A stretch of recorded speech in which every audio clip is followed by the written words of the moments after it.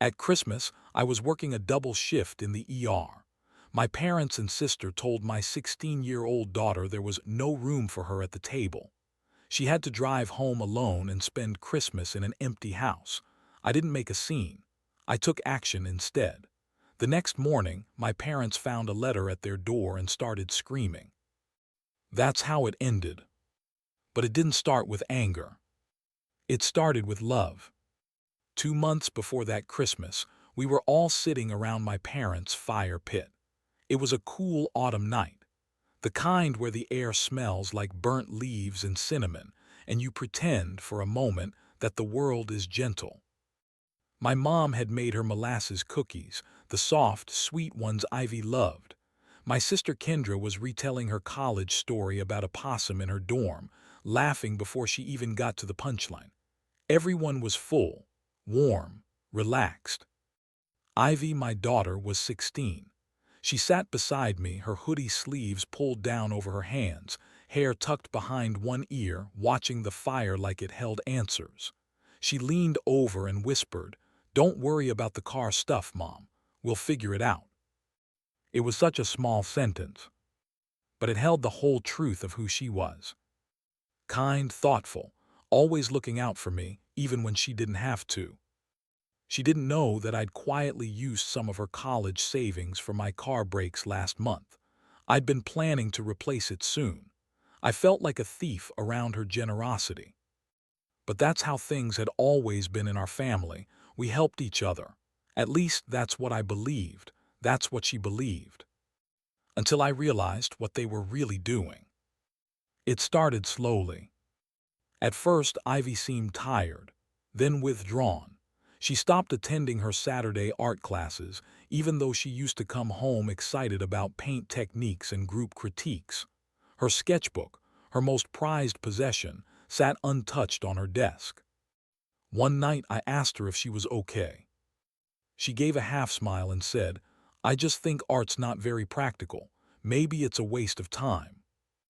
That was Ivy talking. She had dreams of becoming an art therapist.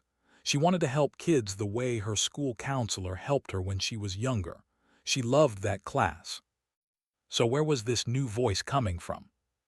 The answer came a week later by accident. I found a small yellow receipt tucked under a library book Ivy asked me to return.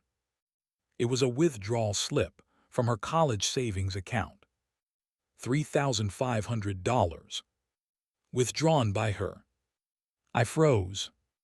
Ivy didn't have access to that account without help.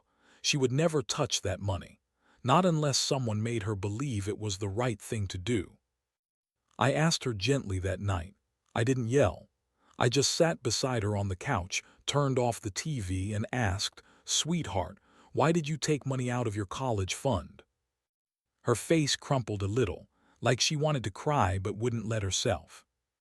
She said, "Grandpa told me not to say anything.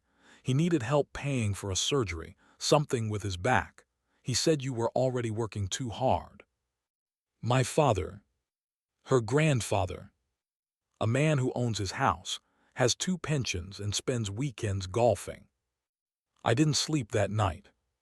I started digging, quietly, carefully. I called a friend of mine who worked in claims, checked Medicare records, looked at the timeline. There was no surgery, no emergency, no bills, nothing. What there was, I found out later, was a failed investment my dad and Kendra had made in some crypto scheme. They were trying to buy in early and flip profits. My father didn't want to risk his money, so they decided to use Ivy's. They fed her stories, manipulated her with guilt, made her believe helping was noble. Worse, I found texts between Kendra and my dad, jokes, "Let's see if the art kid can save us.